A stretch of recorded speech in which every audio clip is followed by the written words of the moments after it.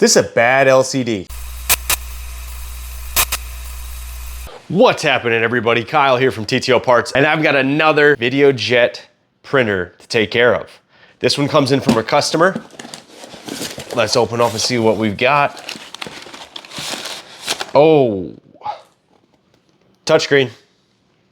We got a note on this one too. Says, won't calibrate, needs new screen. Well, before we put a new screen in here, let's give it a shot. So let's turn my unit on. If I can find this power supply somewhere. Oh, come on.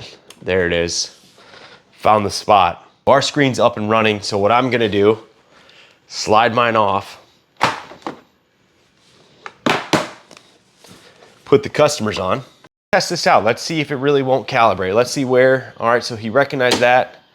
Okay, looks like the home button, he's having trouble. Settings is okay. In order to recalibrate, we go to settings, setup, control, recalibrate touchscreen. When you're here, it's gonna ask, are you sure you wanna do that? You can say yes. It gives you a little cross. It's gonna tell you, put your finger in the center of that cross. It's gonna give you 5 positions on the screen to go through. So it can pick up every corner in the center. And then when you successfully complete it, it's gonna tell you touchscreen calibration is complete. You can tap the screen to save it, or wait 30 seconds to revert to your old settings.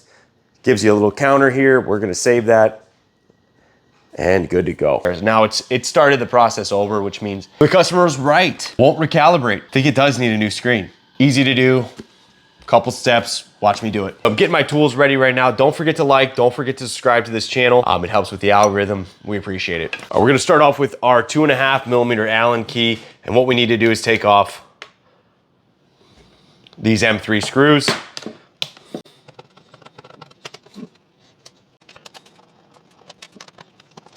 Once the screws are removed, we have to take this back plate off. Be careful of this USB. So I'm gonna pull it and then slide up. There we go. And now we're inside. So as we're inside, we see a circuit board. We gotta take him off. We also got some connections to that. And then we have these 2 pieces of plastic that are kind of clamping the LCD in place. So we'll take that off as well. Same tool, 2.5mm Allen key. And when we're disassembling cables, we're gonna be extra careful. I'm gonna bring this here. This, we need to flip up. Just like that. This one we can just kind of pry off. This one's real simple. All we're gonna do is pull down on this tab and pull him out. LCD just comes right out.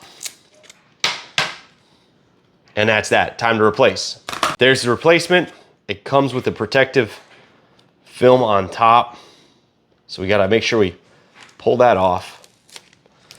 Voila. Put this back, make sure I get the orientation right. Now we start reassembling. So what I like to do is put the PCB board back in. Got this thing back together, now it's time to fire it up. Let's assemble him real fast. Let's see if I can do this. Oh yeah. Where's that power button?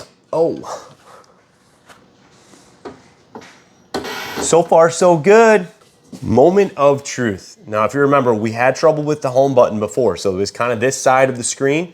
So what we're gonna do, you start pressing some stuff and then go home. Hope you guys learned something in that video. If you did, please don't forget to like, don't forget to subscribe. We really appreciate it.